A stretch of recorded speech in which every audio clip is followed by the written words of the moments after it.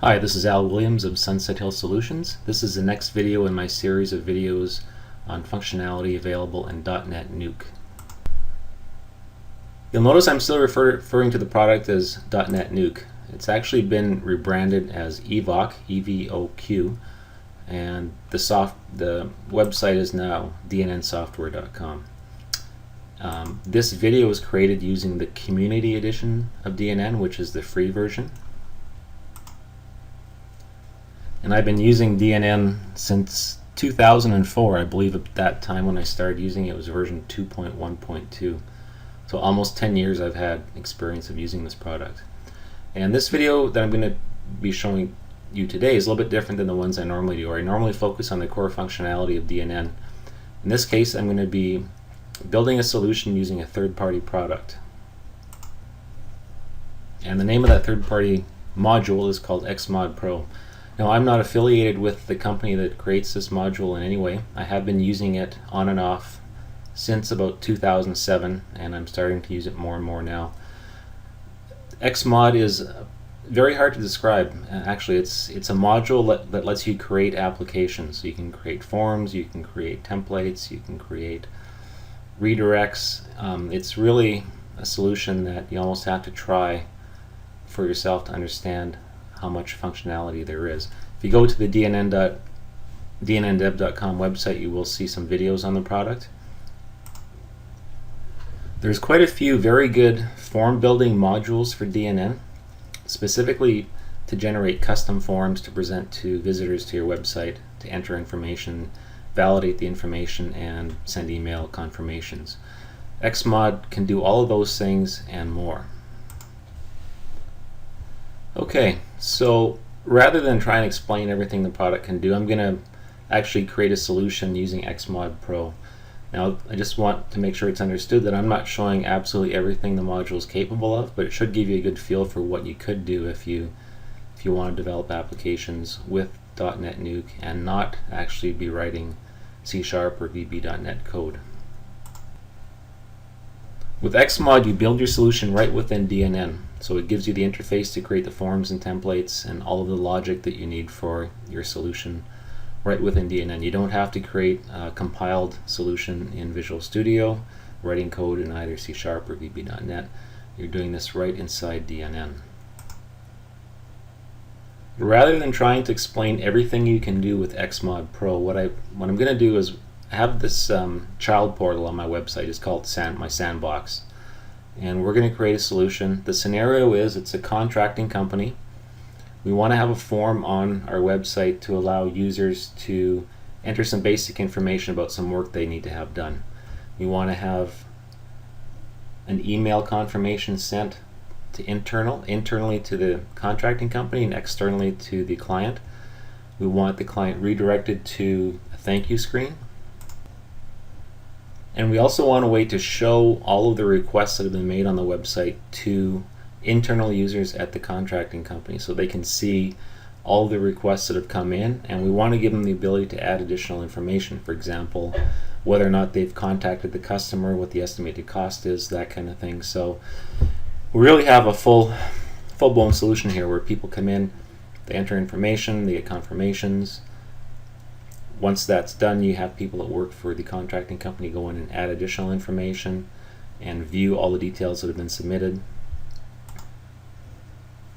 And on top of that, we're going to need to create for this particular solution two tables in our DNN database.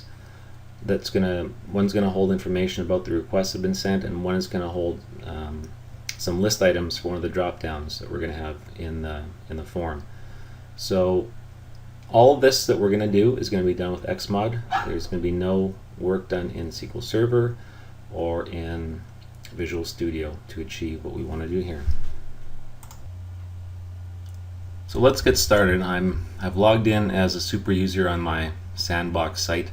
I've added the XMod Pro module to a page. It's important to note you do have to be logged in as a super user to create forms and templates with XMod Pro. I'm going to go to the Manage Forms page.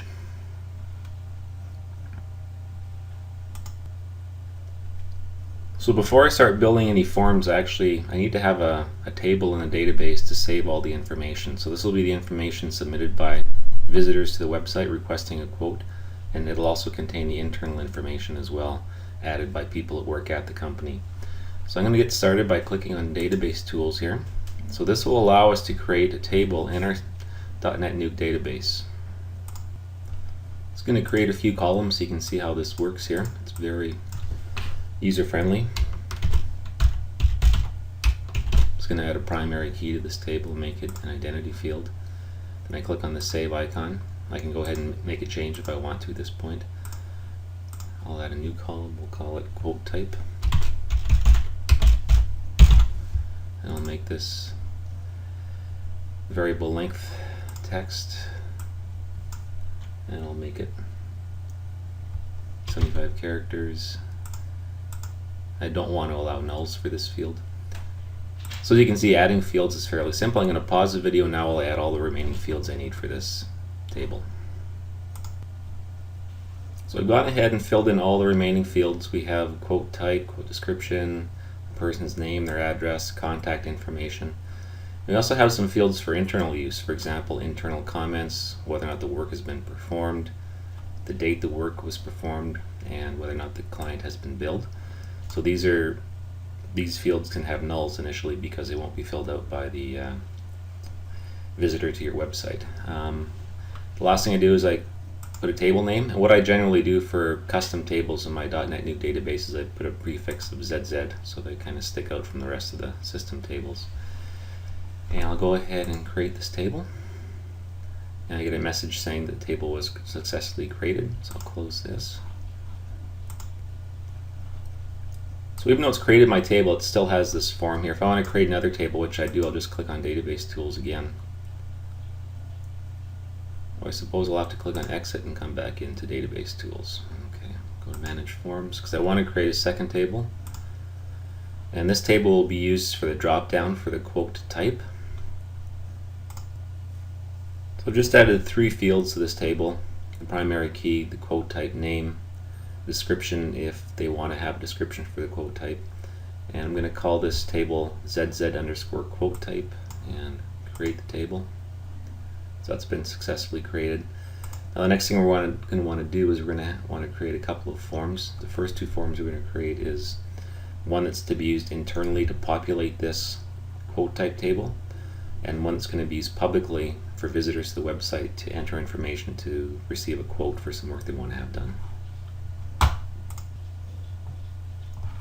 I'm going to go to the Manage Forms page now. I'm going to create a new form with the form builder.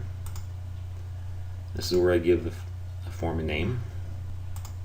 So I just called it FRM quote type. I usually use the prefix FRM for forms. And for the data source, now we're going to pick our DotNetNuke database table. If you are connected to an external SQL Server database, you can also use that as a data source. In this case, we're going to create that table that we just created. It should be at the bottom of this list here.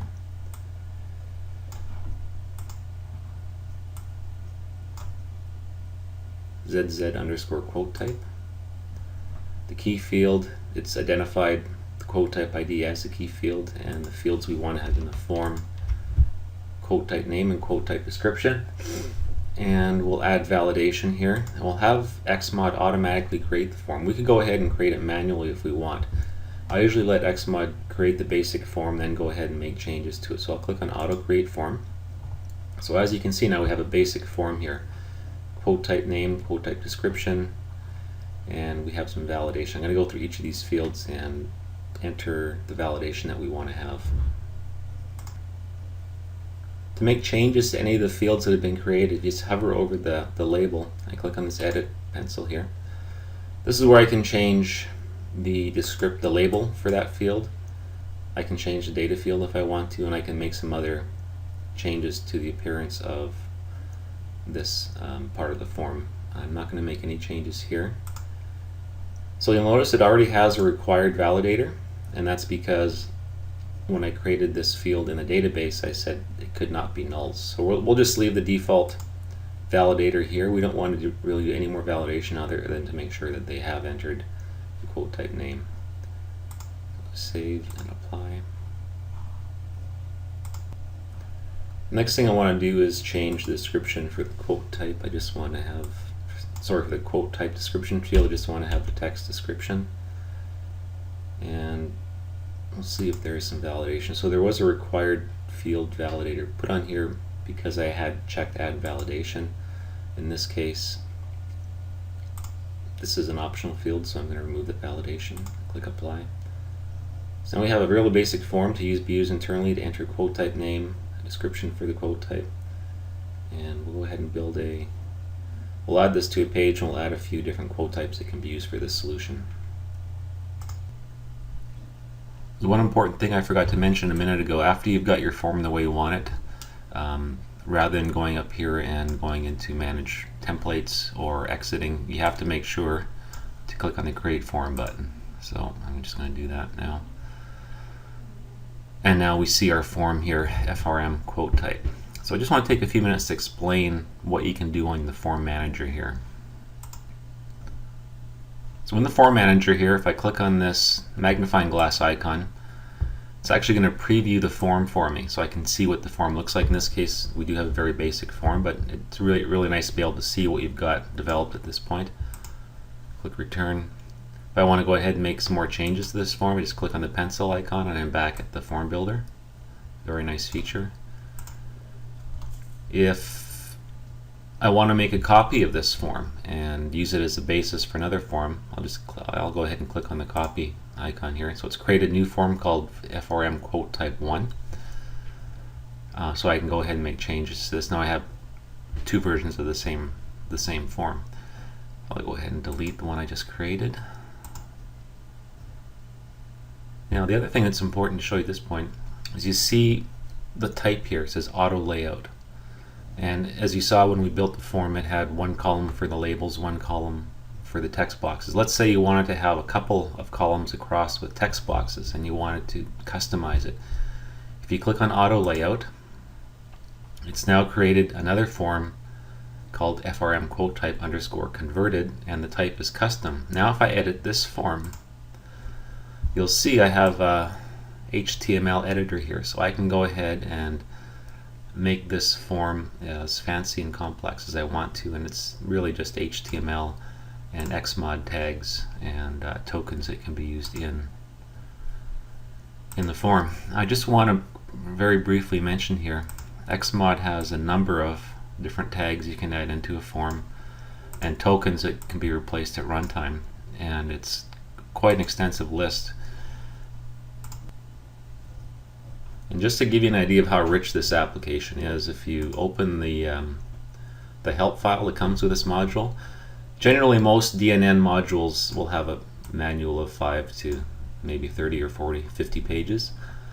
XMod Pro has a 283 page manual user guide, and it explains every little bit of syntax that can be used within XMod, and all of the and it also provides examples of each one of them. So it's absolutely the most extensive help file for any DNN module out there that I've seen so far. Okay, let's go back into our form editor. I'm going to go ahead and cancel any changes to this. I just wanted to show you that you can use your own HTML to create the forms and really change the default appearance. Before we go and build a template to show the results of these quote types, I want to make one more change to this form. So I'll edit it. You'll notice on the form builder there's 3 tabs: settings, which is the one we were using earlier, buttons. So if you want to have different text for add and update, if you want to not have a cancel button, you can uncheck this. I'm going to leave it as a default. And here's one of the really nice features, so the styling here. By default you have the basic DNN styling, but there's also a number of jQuery templates that can be used, and I'm going to go ahead and pick one here just to show you one that kind of matches the style of this website, the gray and black. So I'm going to go ahead and pick Pepper Grinder, and I'll check this box, use rounded corners on supported browsers. I'll update the form. Now if I preview this form, you can see it has a different interface.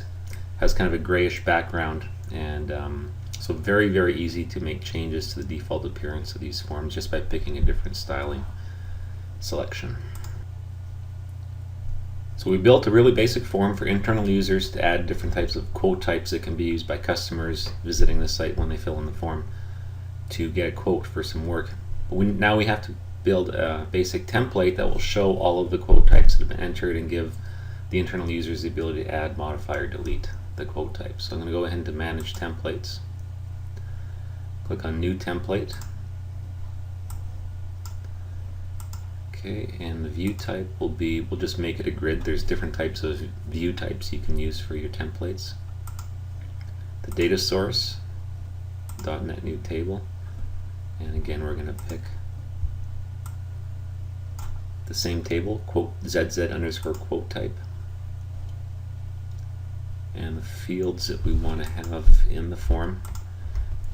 Quote type name and quote type description. We're not going to include a detail view. I'll explain what that means when we create the other form that we're going to have for this application.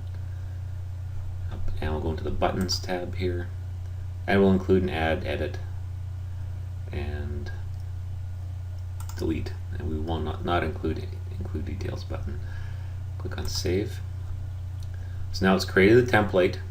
The difference between templates and forms is when you create a template, it is all in HTML code. There's no template builder. But we just worked through a wizard that basically was the same thing as a form builder, but it built our template. Now we can see the code, and we can go ahead and make changes if we want to, but we won't. We'll save our template. Okay, I didn't put a name for the template, so it's telling me I have to, which kind of makes sense. So we'll just call this temp for template and TMP quote types. We'll save this. So now we have a template and we have a form for internal users, and we've created this all in XMod, and we've also created the table that we need in XMod, so there is no work done in Visual Studio or SQL Server. Now we're going to add this to a page. It's only accessible by internal users to manage the different types of quotes that users can select. So I've added a new page to this website called Manage Quote Types, and this will be visible only by internal users of the contracting company. So this is where they're going to manage the different types of quotes that people can select. So right now there's nothing on this page. I'm going to go ahead and add an XMod module.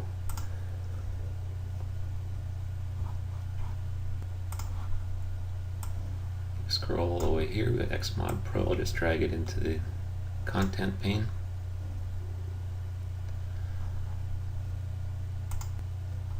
I'll click cancel up here to close the module pane.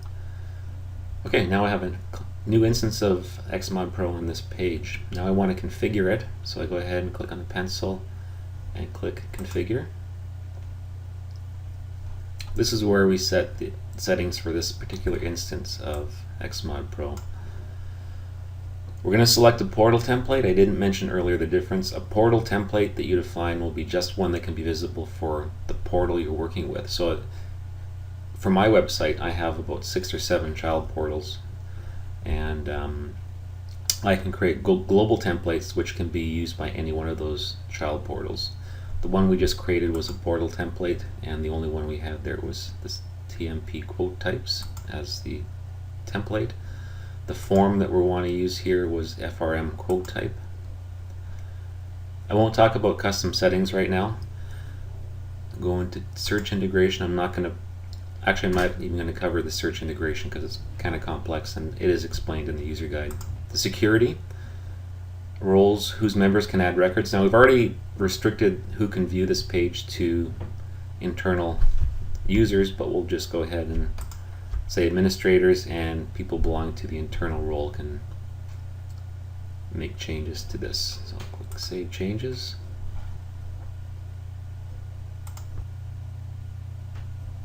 Yeah, I'm just going to change the module header here. Go into the settings for this module and go into module settings and change the title. So I just called it Add, Modify, and Delete Quote Types. And I'll go ahead and save the changes. Update. Okay, I'm going to just close the edit mode here of this form because I'm logged in as a super user. So now all we have here is a new button because we haven't added any records yet. So I'll go ahead and click the new button, and this is going to bring up the form that we created. If I click on add without filling out the quote type name, you can see the validation is working because I made this a mandatory field. So I've gone and created a new one called electrical and perform electrical work for the description. Now if I click on add, we'll see that the record has been added to the template. Now you can see this template doesn't look all that great because the headings really are not what we want them to be, and they're not really aligned properly because we didn't really make any changes to that template. We can go ahead and make it fancier if we want to. We will do that for the other form that we're going to do, but what I really wanted to show you was the fact that you can go ahead and very quickly create a form and a template to add, edit, and delete records to a table. I'm going to pause this video and add a few more quote types. So I've quickly added, we have 5 different types now: electrical, plumbing, concrete, framing, and carpentry. So this is what we want to use as a drop-down list when visitors come to the site and select the type of quote that they want. And the reason we want to put this in a table is so it can easily be changed by administrators on this site rather than hard coding it into the form itself. So one more thing I want to mention when you create a template, we'll go back into our development page here and we'll go on manage templates. I'm going to go ahead and create a new template, pick the same options we had before. So you can see I selected the same table and the same fields. If I go into buttons here, if you expand any one of these nodes, you'll see that you can be really restrictive in terms of who can edit, who can delete, and who can add records. So I could just restrict the edit button to administrators if I want to. In this case, I'm going to leave it open. I'm just going to close this window, and I'm just going to review what we've done so far. So we went into, actually the very first thing was we went to database tools and we created 2 new tables to use for this solution. We then went into manage forms and we created this quote type form.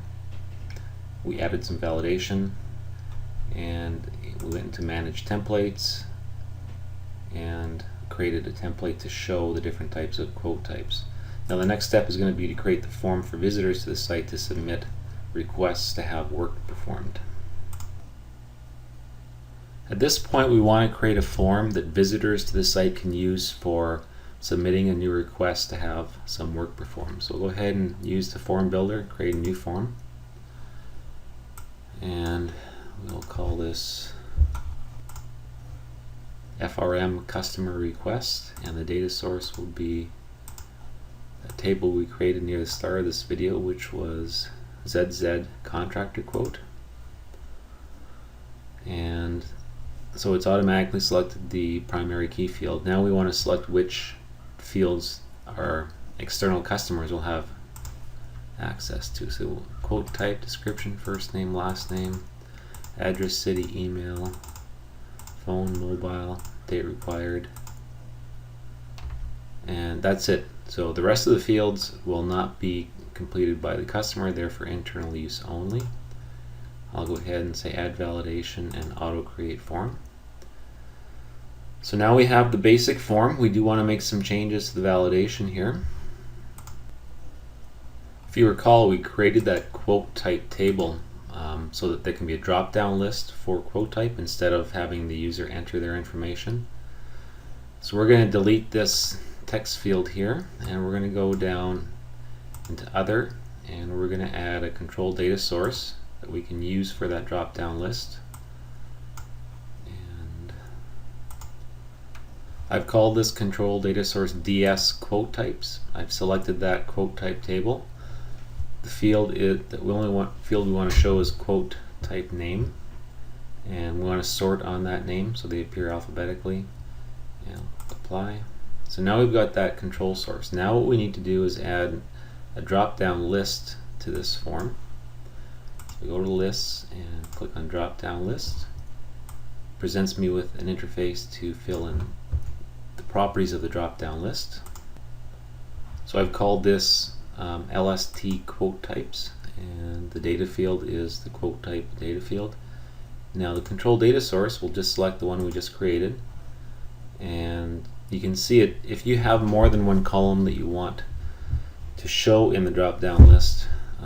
You can. In this case, we want the quote type name to be the text that shows. We also want that to be the value. We don't want to save the quote type ID, we want the name saved. You can also, if you don't want to use a control data source, you can manually add the items you want to appear in the list, but the whole purpose of adding that table was that the users internally could create that list through a template. So we'll go ahead and apply. And what that's done now, it's put this field at the very bottom of the screen. So we want to move it, and the way we do that is we click on this button and we just drag it up to the very, drag it up here, and then we'll just drag quote description underneath. Let's try that again.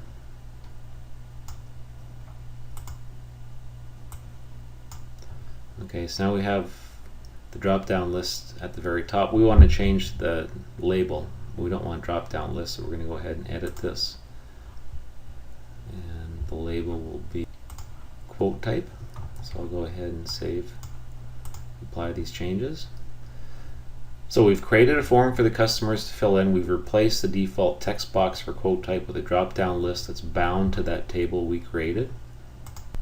So now we want to make sure the validation that we've set up is correct. Now, if you recall, we deleted the default quote type text box and we added this drop-down list. I want to edit this drop-down list and go to validation. I want to add required validator. So I've put the message as please select a quote type. I will save this and apply. So now quote type is a required field. I'm going to pause the video and add all the required field validators, and I'm going to put in some optional validators that are very handy as well, and I'll show you how those work. Now let's have a look at the email field. I'm going to go ahead and edit the email text box, and we will see that there already is a required field validator. Now we want to add a second validator to make sure that the email address is in the right format. So I click on the plus sign here. There's a built-in email validation type, which I'm going to select. So the message I have here is please enter a valid email address. If I don't put in a valid email address, it's going to force them to. Click on save and apply. So now if I go back into email, there should be two validators, required and email, which is good. Now I want to add some validation to the phone and mobile, or phone and cell phone fields. So I'm going to go ahead and click on validation. So for a phone number, that was a required field, so I already have the required field validator. I'm going to add another validator. There isn't a built-in validator for phone numbers, so I'm going to go ahead and select regular expression. And if I have a look at this site called regexlib.com, regex library, I found a regular expression that works for a number of different formats down here. So I'm going to go ahead and copy this expression. I'm going to paste it into the validation expression field. And for the message, I'll just say please enter a valid phone number, and I'll say save. So now we have a required validator and a regular expression to make sure they enter the phone number in a format that we want for our website. So I'm going to say apply. Now for mobile, if you recall, this was an optional field, but if the user enters something, we do want it to be in the right format, so we're going to add a validator. Again, it's going to be the regular expression. I'll paste that regular expression in again, and the message again is the same, please enter a valid phone number. I'll save this. So for the mobile field, we only have one validation, which is a regular expression, so they can either leave this blank, or if they key in anything, it's got to be in the right format. So I'll say apply. Okay, so I'm just going to change the date work required label just to say date required. So this time I want to add a couple of emails. I want to send one internally and I want to send one back to the customer. So I click on send email.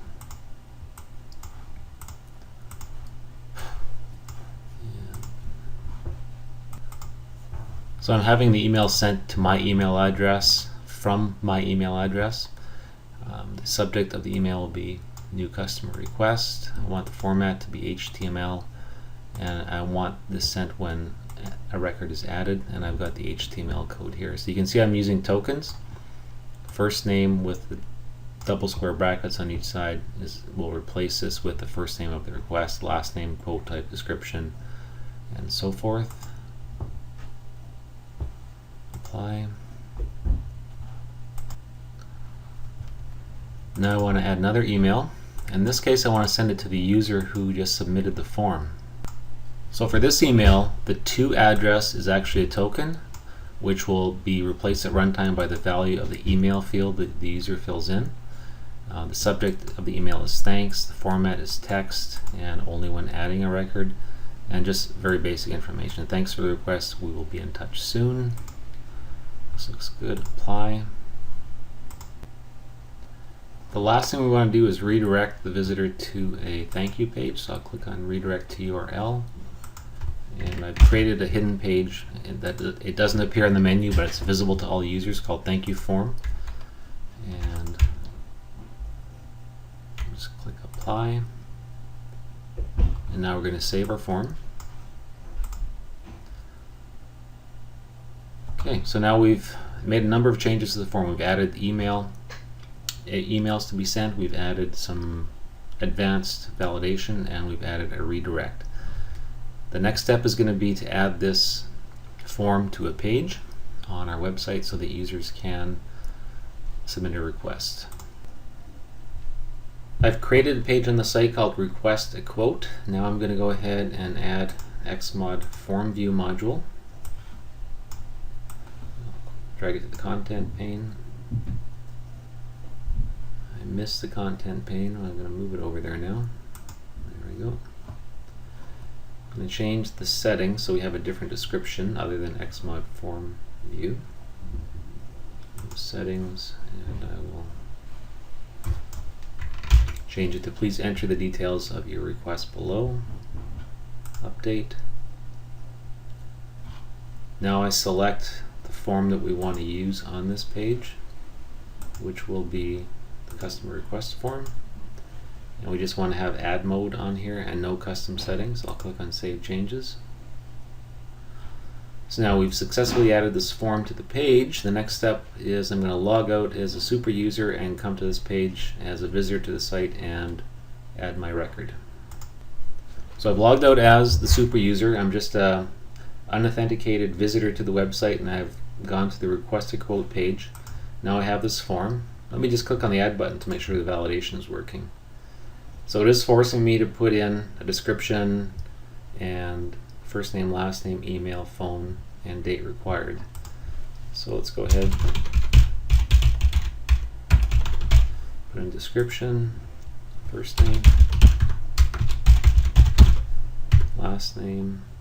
I'm going to leave the address and city blank because they aren't required. Email. Now if I put in something that isn't a valid email and I click on Add, now the validator is saying please enter a valid email address. So I'm going to go ahead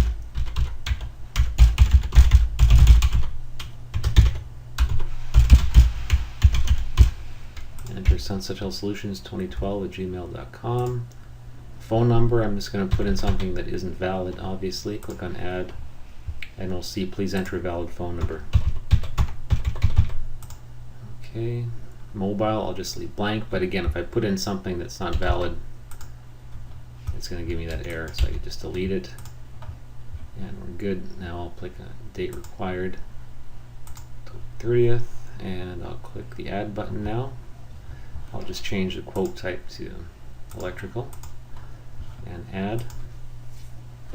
So now I've been redirected to the thank you page. Now if I go to my email address, I do have an email. It says new customer request, and it has the information I had in that email template, so the name, request type, date required, and end of automated email, which is what I had as a footer. Now for some reason it didn't put in the description. I probably put in the wrong identifier for description, so that's not a big deal, but the email is working. If I go to the email address of the person that submitted the request, I get a thank you email. Thanks for the request. We will be in touch soon. So the emails were sent. We were redirected as we expected we would be. That's going to be the end of part 1 of this video. Part 2 is going to be creating the template to be used internally by this general contracting company to handle requests by the customers. I hope you enjoyed this video and look forward to having you join me watch the second video when I post it within a couple weeks. Thank you.